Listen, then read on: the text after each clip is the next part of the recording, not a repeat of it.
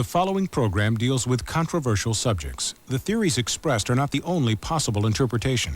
The viewer is invited to make a judgment based on all available information. Tonight on Sightings, thousands of Americans may have been abducted and sexually abused by extraterrestrials. I'm one of those few men who knows what a woman feels like when she's raped. We reveal their frightening motives. Then we uncover the U.S. military's own top-secret UFOs hidden in the Nevada desert. We have things out there that are literally out of this world.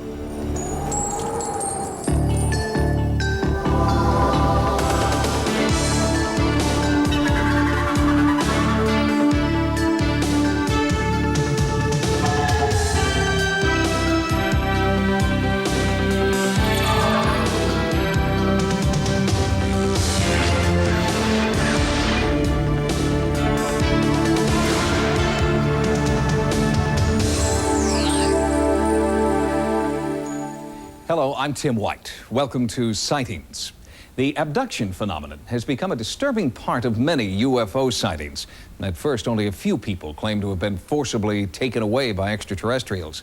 But now, so many people have come forward with similar stories that alien abduction can no longer be written off as the fantasies of a very few. I looked up in my rearview mirror and lights were coming down out of the sky. I walked out to the edge of the water and I noticed this huge, shining thing. I was so terrified looking into these big black eyes and these little creatures. I was thinking I could just raise my fist and crush his head. And exactly at that moment, I became paralyzed. It's the kind of fear that I've only experienced one other time, and that's when I was robbed and I had a gun at my head, and that's the kind of fear it is. I thought that I was dying. I'm dying now. This is what it's like when you die. The visions often come during sleep. Nightmares about being abducted, probed, and prodded by aliens who have sinister motives. Hundreds of people have come forward to talk about their disturbing experiences and admit that they think their nightmares are real. Experts believe that there are thousands, perhaps even millions more just like them, who are too afraid to talk. In Secret Life, author David Jacobs chronicles the abduction phenomenon. We have hundreds and thousands of people who are coming forward and saying that the abduction phenomenon has happened to them, that they've experienced it, and basically they say the same thing as everybody else has said, and until recently, there was no possibility that they could have picked up these stories in the media. Since she was a baby, commercial photographer Kim Carlsberg has been plagued by memories of abduction. At 4:30 in the morning, I saw this image of these four beings just move through this wall. They just, like it wasn't there. And they came over to me, two at my feet, two at my head, and they started to lift me up to the ceiling. Most abductions take place where a person is taken out of the normal environment, they're taken against their will, they have physical, mental, reproductive procedures performed on them, and then they're released. Bud Hopkins has been researching alien abduction reports for 26 years and is a firm believer. I'm the first to admit that all this sounds outrageous. It all sounds just crazy, and yet the evidence is there behind it. But skeptic Philip Klass believes mass media is to blame for the rise in abduction reports. Dozens of talk shows, dozens of other TV shows have promoted this idea that aliens are here and abducting human beings. And so it becomes the popular myth. These particular problems could adequately be explained by the condition narcolepsy. This is a disorder characterized by hypnagogic hallucinations, that's hallucinations that occur at sleep onset, which can be very vivid and include the feeling of other people being present in the room or a sensation of levitation. Patients will actually describe saying that they are looking down onto their body. I have two people that I've never met describing this exact same examination of their head being opened up, something being done to their brain, and being put back together again. They opened my back. I knew my back was open because I could feel. It was almost as though a slit had been drawn down my back and across to the side, and they had opened a flap of flesh and tissue.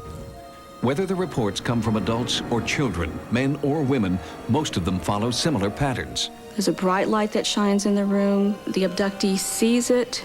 They hear a noise outside. They're not interested in your mate, they're interested in you. So what they do is they render the person that you're with unconscious. She goes up a beam of light with the alien into a hovering craft.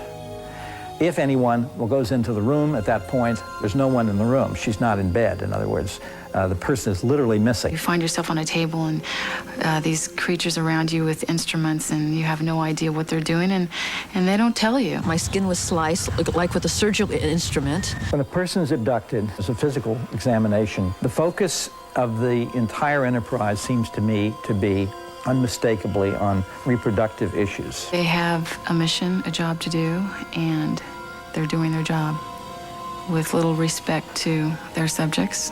90% of reported abductions involve descriptions of what experts call gray aliens, extraterrestrial creatures with oversized heads and dark almond-shaped protruding eyes. Less common are insect-like or reptilian creatures. The reptilian type has bothered a lot of people. It seems to be quite hostile and intrusive, often has claw-like hands, and I know there's one case where claw marks were photographed on the back of a woman. There's one being in particular that I always recognize, and he's not a gray. He's taller, he's thinner, he's got a bigger head, he's got bigger eyes. His limbs are very praying mantis-like. I remember being on the table with my head turned away, not wanting to look at this creature. And then when I looked at him, I just recognized him as the one that I hated. In a few cases, subjects claim to see hybrids, creatures who are half human, half alien. Some abductees believe they are being crossbred with aliens to create these hybrids. A very important part of the abduction phenomenon is that there are reproductive procedures carried out upon them. I've been shown children, I've been shown babies. I've been asked to hold children and babies. I've been asked to give these children affection. And these children aren't alien children, and they're not human children. They're somewhere in between. I had a woman who had been to the doctor, had an ultrasound done. Her husband was there. Everyone observed at 3 months a healthy fetus. The next day she wakes up screaming. They took it. Is so upset, her husband takes her back to the doctor. He does a pregnancy test, finds out she's no longer pregnant. They do a D&C, there's nothing there. The most humiliating thing that happened to me is they put a cylindrical sort of thing over my genitals, and it made me have an orgasm in a second. And I really feel like I'm one of those few men who knows what a woman feels like when she's raped. I've been on a table, and I've seen something removed from my body that I will call a fetus, a baby. It was so small I couldn't believe that it could live on its own. I remember putting my finger in the arch of its foot. I was afraid to look at the face. I was afraid to see what it looked like. There seems to be an enormous interest in the emotional side of this, too, on the part of the aliens. They want us to hold these odd little children, these babies. They want to see how a mother will hold in love a child, things which to us are instinctive. The abduction phenomenon begins usually in infancy, or at least by the age of 2, 3, or 4. It continues all through childhood, all through maturity, and into old age as well. I have many cases where the person is taken as a child, usually what we refer to as the bedroom visitation. I was laying in bed, I opened my eyes, and here's a little gray standing there looking at me. And all I could really remember were those dark eyes. It is as if that person has become a kind of tagged animal in someone else's experiment. And that little person, as he or she grows to adulthood, will be abducted over a period of time at irregular intervals. Let us assume that this is all being made up, that this is internally generated, that there is no abduction phenomenon.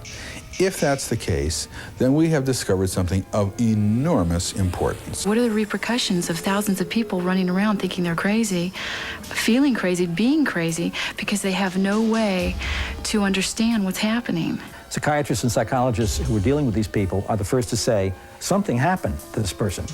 This is not a fantasy. This is not something the person cooked up. This was an event in that person's life which was truly upsetting. These experiences are not pleasant experiences. This is not something I'm happy happened to me. There's a part of me that would love to find the answer that it was something else. It's a very lonely place to be, to have this experience and not be able to remember the details and not know if it's real. And it's very, very hard to walk through life with this kind of a secret.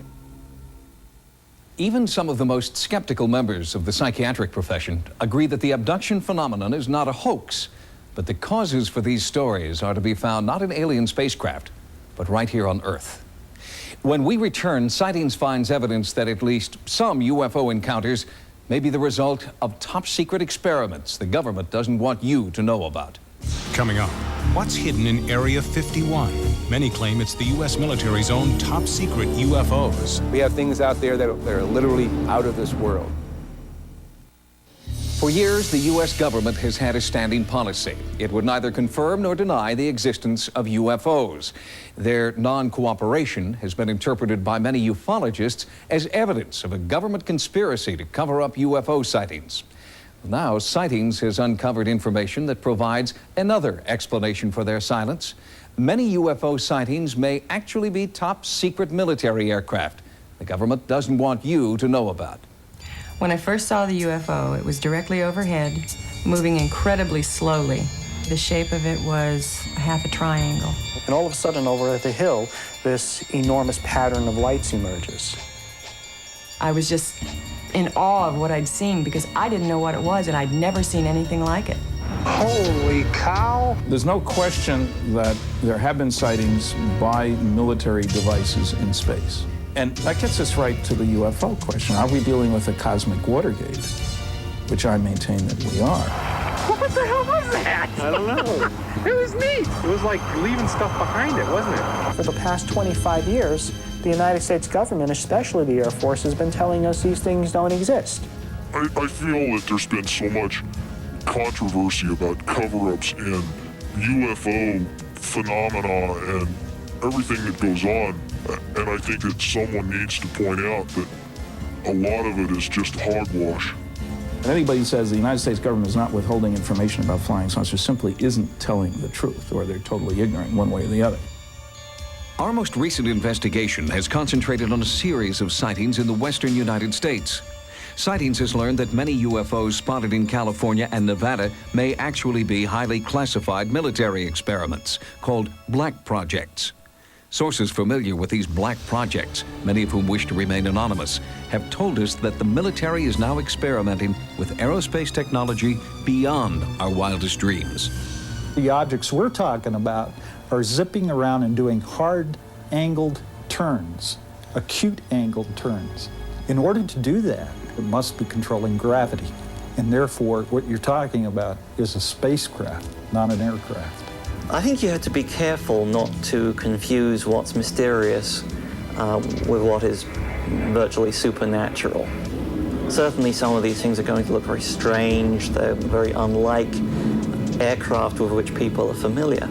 Well, certainly the history of the flying saucer phenomena suggests that in the past, classified programs resulted in a lot of reports of flying saucers. And if you see all of the instances where conventional aircraft have been misinterpreted as flying saucers, it's quite easy to understand how unconventional aircraft could receive a similar misinterpretation. In the Nevada desert, we have things that would make George Lucas envious. We have things out there that are literally out of this world.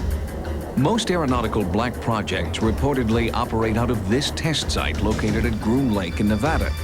This installation is also known as Area 51, or Dreamland. The government denies the very existence of Area 51, but these photographs do prove there is an installation at Groom Lake. They have a hangar near the south end of the ramp that appears to have doors that are almost 200 feet tall, 400 feet wide. You can put anything in there. One of the problems associated with Groom Lake is the fact that it is a place that does not officially exist. This federal official insisted on hiding his identity. Area 51 is the most tightly secured installation in this country. It's guarded both over the air and on the ground by elite Air Force security police and Department of Energy special response teams. They're heavily armed, and their total mission is to keep people off of this installation. It's an ideal place for top secret, highly classified military projects, to refine them, to take them to the next level. This is the place. You have deep, deep desert valleys, high mountain ranges to camouflage and mask these things when they fly. The military is the top dog here in Nevada, no doubt about it. They run the show. If someone came to me and said there's just absolutely nothing that's secret, and they decided they were going to hike into Area 51, I think that could be the biggest and perhaps the last mistake they are going to make in their life. Are these people still locked into a Cold War mentality? Is that the point here? Or are they really hiding something that's totally alien? Is this otherworldly technology that's being applied to Air Force black projects? One of the most recent black projects to be leaked to the media has been dubbed Aurora. The few facts revealed so far about Aurora's speed and maneuverability are tantalizing. Rumors about Aurora first started after thousands of people in Southern California reported feeling earthquakes. Seismologists found that the tremors were not earthquakes, but were caused by sonic booms. The booms were the first hard evidence that high-speed, unidentified aircraft were operating over the western United States. We really can't tell what's moving. The only thing we see is a sonic boom, and that's telling us that something is moving faster than the speed of sound. So actually, we can't even tell it's an airplane. The sonic booms were tracked and found to be heading toward Nevada. At the same time, witnesses described an increasing number of UFOs that defied the laws of aerodynamics. If they are top-secret military aircraft, where is this new technology coming from? The technology is incredible. A Mach 6 airplane, unmanned aerial vehicle performing these incredibly banked high-speed turns. It boggles the mind. Yeah, I think it could possibly be something otherworldly or at least borrowed alien technology. I don't put that beyond the realm. Top-secret testing of experimental aircraft does provide a compelling explanation for many UFO sightings. But what about sightings which occur in remote areas far from military bases, or sightings in which eyewitnesses claim personal contact? Further investigation is needed to provide a more complete answer to the UFO question. Coming up, a sightings viewer asks us to investigate a sinister entity that haunts her family's home. My little girl's hysterical, and I can't do anything. Recently, one of our viewers called to tell us that she believes her home and family are haunted and has asked Sightings to conduct a ghost investigation. Well, we thought this would be a good opportunity to show you step by step how a real ghost investigation is conducted. I went to her home in Garden Grove, California to begin the investigation process. My little girl's hysterical, and I can't do anything. I feel so weak, so helpless, and I don't know what to do. Soon after Anita Mogg and her family moved into this Garden Grove, California home, the haunting phenomena began. At first, the family claimed the ghostly activity was benign. Objects would appear and disappear without warning. But in the past few weeks, the haunting has taken a frightening turn. When I saw that night, I dropped the dishes that I was holding, and I grabbed my little sister and I ran outside, and I just went hysterical. I turned around, looked at her, and I just got up and started running. We both jumped because we're ready for anything at that moment. We're just so scared. The family has seen a spectral figure dressed in white moving through the house. Doors slam for no reason, lights go on and off, and as Anita told me, something is now physically harming her children. 3-year-old sleeps right here. And I came in and I asked her, what's wrong? She just sat up and she was just shaking. And she just started crying, and I just kept telling her, what's wrong? Did you have a bad dream? So, no. Bad man walked from hall, came in here, and gave me an ouchie, you know. What did she mean gave her an ouchie? That meant to her that he hurt her. No physical effects could be seen after the daughter's frightening experience, but psychologically, the haunting has certainly affected everyone. Tell us what happened on that night when you saw something in the kitchen. It looked like something was staring at me, and all I noticed. What did you see? I noticed something was wearing white, and it was peeking around the door, and it had like its hands on the door. She grabbed my daughter because she was afraid to look up at her. Right. She was afraid, because it looked solid. She was afraid it was going to come out and get her. And I ran out.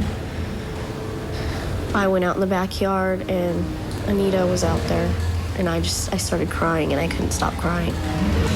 In desperation, the family asked a Catholic priest to bless the home in hopes that it would drive away the entity. but it's still here. And I don't know what to do. I mean, what do you do in a situation like this when a little girl is scared to death and you can't comfort her? I don't know what to do.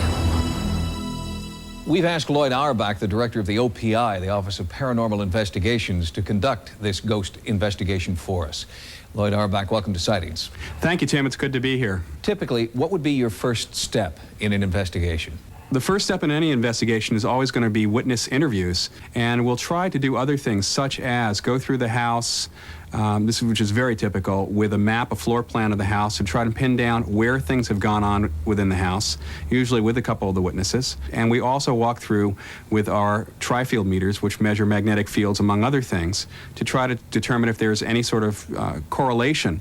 Do you have any hunches, Lloyd, about what might be causing a haunting phenomenon in this case, if there is one?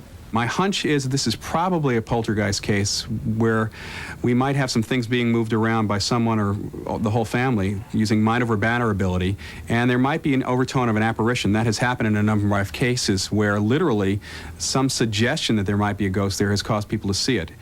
Lloyd, what is it that interests you about this particular case? Probably the most interesting thing about this case is that it is a mixed bag, that we have physical object movement plus we have an apparition being sighted. With very rare exceptions, most of the apparition cases where people see a ghost or hear voices that seem to be fairly intelligent, that we call apparitions or ghosts, those cases don't also involve physical object movement. So this is kind of interesting from the point that it might be both. It could be an apparition moving things around, it could be a poltergeist, or it could be a lot of things that are misinterpreted by the family, and there could be nothing paranormal going on. Lloyd, thanks for joining us. Thank you, Tim. In the coming weeks, we'll bring you updates on Lloyd's progress as he conducts this ghost investigation. To report your paranormal experience, call the Sightings hotline at 1-900-740-SIGHT. Each call 75 cents a minute. Average call lasts 2 minutes, and you must be 18 years or older. Again, call 1-900-740-7483. Join us next time for new investigations into the unexplained. For Sightings, I'm Tim White. Good night.